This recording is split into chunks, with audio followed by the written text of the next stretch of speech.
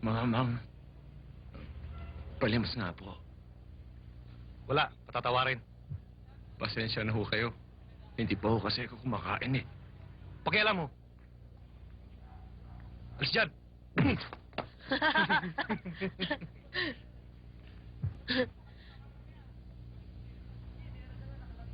Ba't nakalagin ka?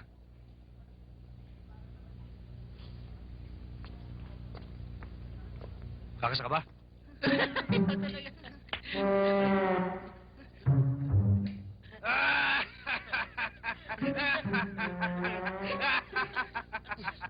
Ba?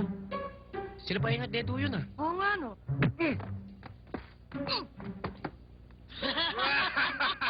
May ginugulpi na naman, matanda pa. Sandali, ah. Oo, saan ka pupunta? Itutulungan ko yung matanda. Kawawa naman, eh. Huwag na, baka ikaw pa mabugbog dun eh. Hindi, akong bahala. Sandali lang ako. At pa-empay, sandali lang, boy. Sandali lang. Bakit? Kawawa naman yung matanda, eh. Ray! Tayo, tikboy! Tayo! Sige! Ang ulo itong mga to, ah. Kaya mo yan!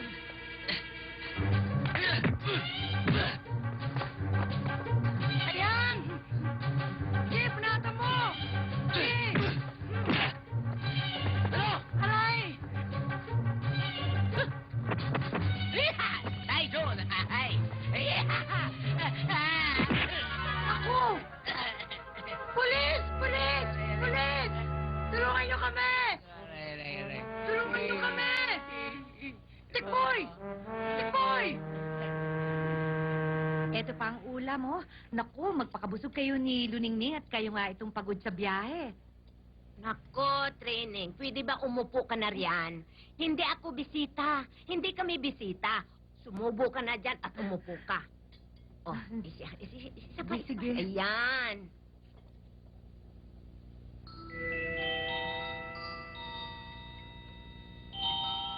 Aba, hanggang ngayon pala suot pa ni Luningning ang kwintas niya. Hindi ba sabi ng kuya, huwag yan alisin sa kanya kahit na anong mangyari.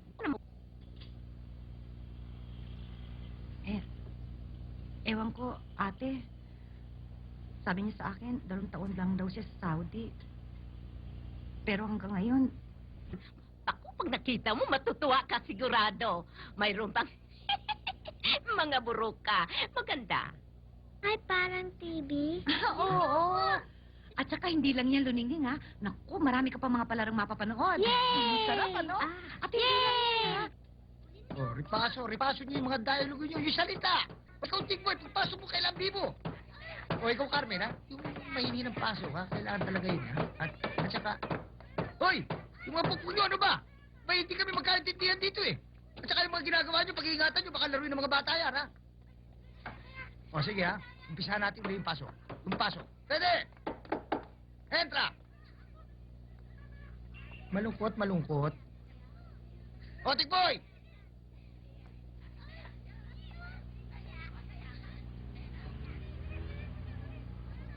Huwag ka nang malungkot, mahal kong prinsesa. Sa pagbabalik ko'y di ka na iiwan. Di mo mayaalis na ako'y mangamba. Mga kalaban mo'y traidor na talaga. Rinya, kailan ba ako sasagutin? Tigilan mo ako, nandiyan ang ate ko, ano? Wala naman nakakita. Iniisip mo bang ako'y magtataksil? Gayong ang puso ko'y nakasanla sa'yo.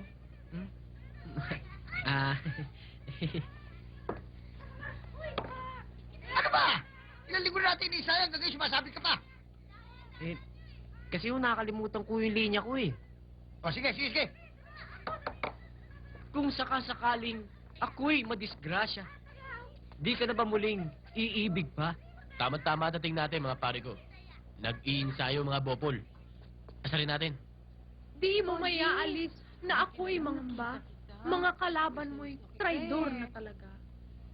Humayo ka na, Prinsipe Carlo. Nakahanda na ang iyong kabayo. Mahal na ministro, ako'y lalakad na. Mga tauhan ko'y dadaanan ko pa. Mag-ingat ka, aking mahal.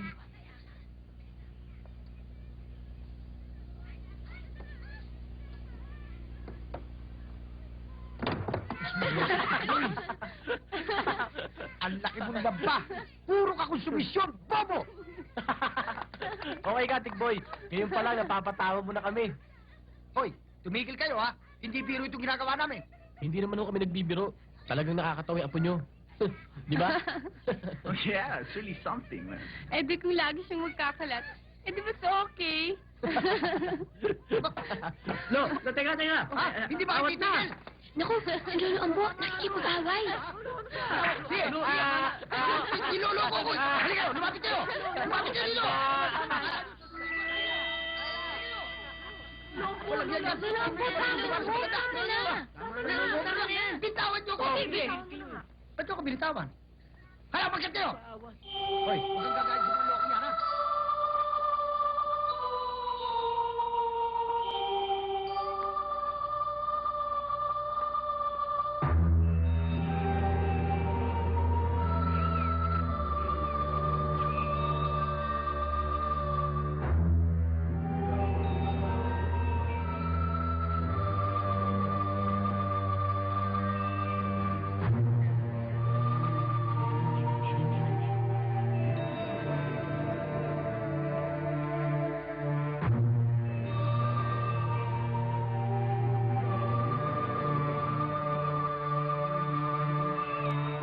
Mga taksil na kalaban, dapat magtago na. Di sila patatawarin. Talim ng espada. Ya! Ya!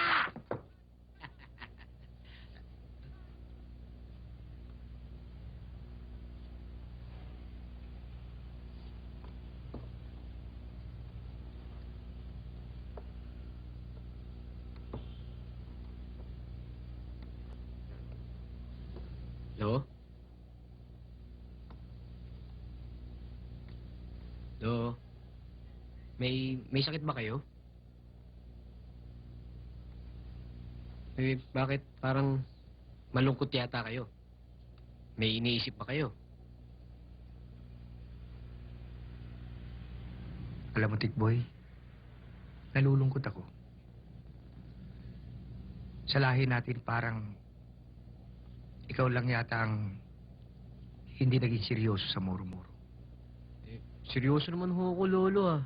Narinig yun naman, kahit sa paghugas ng pinggan, kinakabisa ko linya ko. Alam mo, Iho, noong kapanahunan ko, ako na sigurong pinakamagaling, pinakamahusay, pinakamakisig na prinsipeng lumabas sa muro-muro. Maraming humanga sa akin. Kasama ng nasira mong Lolo Ansyang. Gusto ko sana ikaw magpatuloy sa inumpisa nating tradisyon ng ating angkan. Huwag kayong mag-alala, Lo. Hindi ko bibiguin ang mga pangarap nyo. Pagbubutihan ko at siguradong hindi kayo mapapahiya. Pangako. Oo, Lolo. At lalo kong paunlarin ang moro-moro dito sa atin. Malay nyo, baka sa susunod maimbita natin dito si Charon Cuneta, Philip Salvador, Vilma Santos, Edu Manzano, Tonton Gutierrez, Dina Bonavi, Pugo, Lupito, Pachi. Lolo, sandali lang ho. Ha? Patay na ho yung mga yun eh. Patay na ba yun? Oo. Pero teka, ba't ka naman mag-iimbita ng mga artista taga Maynila? Sila ho kasi palalabasin ko sa moro-moro. Di, sikat uli yung pamilya natin. Naku ang mabuti yata matulog ka na.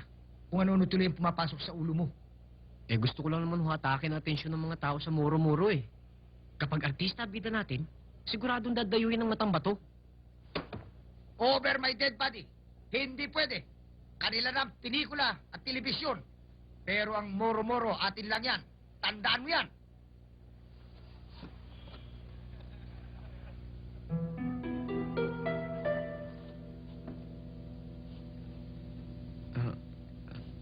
Lo? Bakit ho? Bukas nga pala ang ka-20 taon.